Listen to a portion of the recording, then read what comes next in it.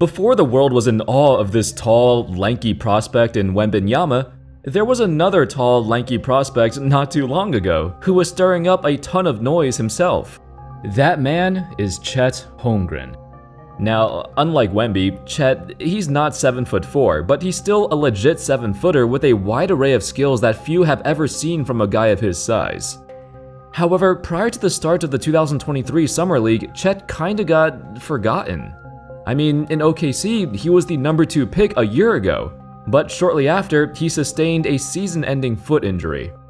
Throughout the season, with Shea going off and playing like a superstar, he became the talk of the town.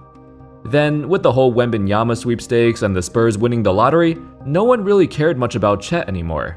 He got overshadowed. But I think Chet's gonna turn some heads and shock everybody. Let's take a deep dive into his game. How's it going, folks? My name's Andy, and without further ado, let's get started. Now, I know Summer League doesn't mean that much, but it's still impressive that Chet set a record. His 6 blocks was the most by any individual player in the Summer League ever. And on top of that, he made 4 threes, displaying the superb all-around ability that made him such a prominent prospect to begin with. From what we saw a year ago, before Chet suffered a foot injury that caused him to miss the entire season, there were doubts. I mean, foot problems and big men, that's not a good combination. Historically, a ton of highly talented taller players succumbed to foot injuries, and it's the #1 factor in ending a lot of great players' careers. That's where Chet's light, lanky frame works in his favor. His body doesn't put as much pressure on his foot or his knees. A year ago, he was listed at 7 foot 195 pounds. He would be the lightest 7-footer in the league. But now, during a year of rehab and recovery, he actually bulked up and gained 13 pounds, now listed at 208 and possibly grew an inch or so, as he got listed at 7'1" for this year's Summer League. This much-needed strength provided an ample boost to his game, and on top of this, Chet has such a versatile offensive repertoire. Like I said, before Wemby, he was the big guy who was cherished by the media. He was the guy who had everything in his bag. Right when he stepped onto the court, it was clear. Chet can generate plays from every area of the court. At his height, his ability to face up and take you off the dribble is incredible. I feel like if we compare his quickness on the perimeter to what we saw from Wemby, Chet seems faster and smoother and more decisive when handling the ball. Now, this might change as Wemby gains more experience and the season starts, but this is the sample size we have to work with now. Heck, you can put Chet up against any center in the NBA, and I'd say, as his career progresses, he could become the best center in the league at creating off the dribble. His movements are very fluid for a guy of his size. That's what captivates the crowd. It's what the scouts praised him for prior to the draft. At times, it almost looks like he plays like a guard. In recent years, we've seen the revival of the big man.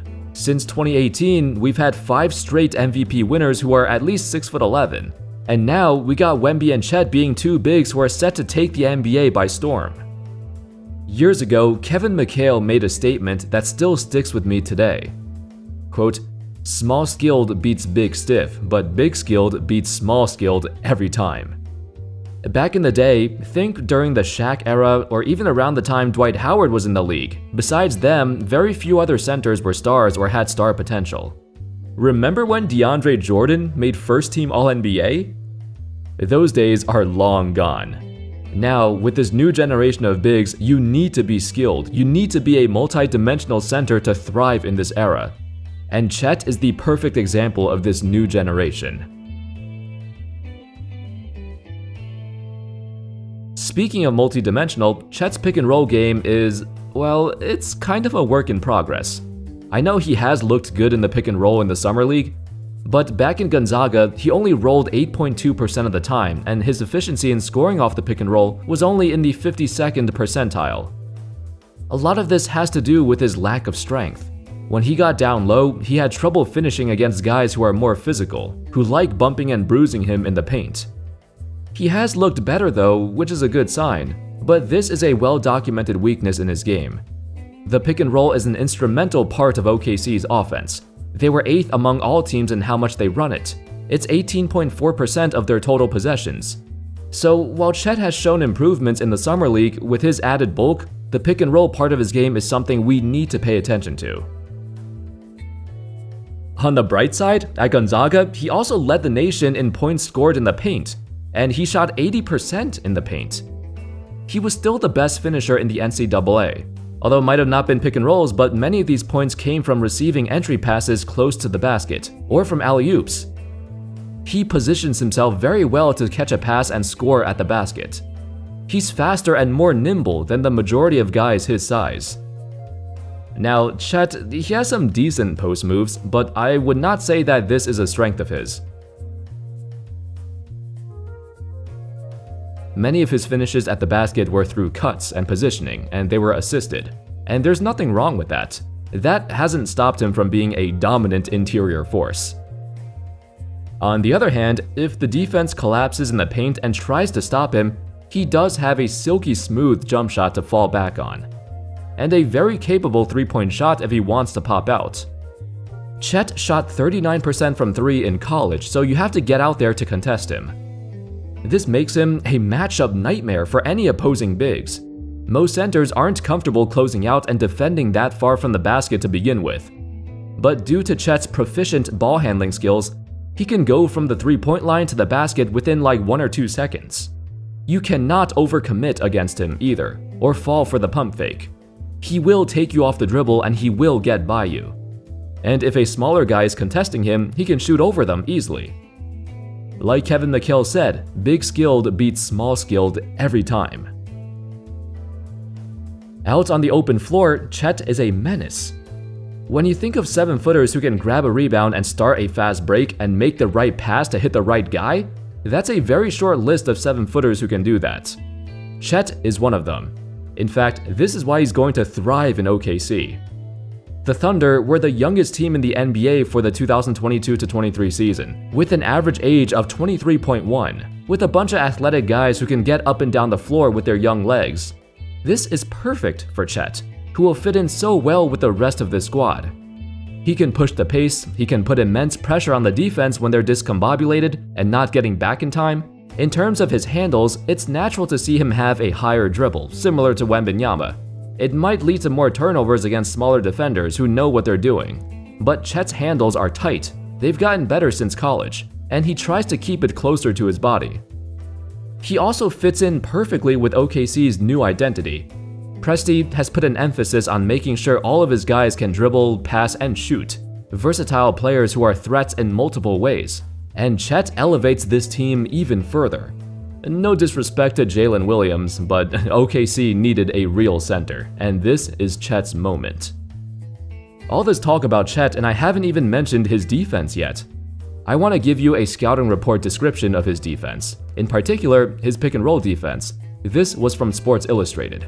Quote, "Due to his lengthy yet nimble build, Holmgren does an excellent job hedging and sometimes outright switching off of ball screens. On the chance that Holmgren over-pursues the ball handler, leading to an open pass to the interior, he's able to cover ground at unheard-of extents due to his stride. That makes him a premier candidate for chase-down blocks and contests." It's not just his pick-and-roll defense that stands out though. His overall help defense in general is very good. He's so fast and long at getting to his spots. His biggest weakness on defense might be his man-to-man defense in the low post, and that's mostly due to his lighter frame. There are centers in the league who are 60, 70, 80 pounds heavier than him, and he's gonna have a tough time holding his ground. But what he lacks in mass, he makes up for with grit and toughness. The work ethic and the effort will always be there.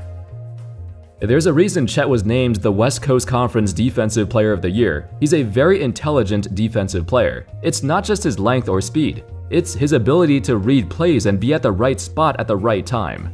This is a major strength of his, and the fact that he has such great defensive instincts at this age, he's going to be an amazing defender in the NBA.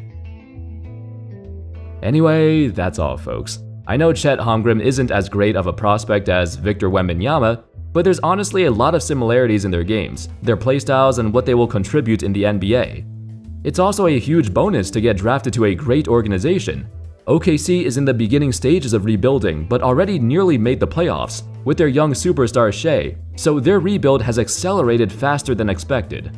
Chet will be joining a team that will have aspirations to make the playoffs and contend in the playoffs. He's gonna have to develop quick. Anyway, thank you all so much for watching. I hope y'all enjoyed the video, and of course, as always, I'll see you next time. Peace.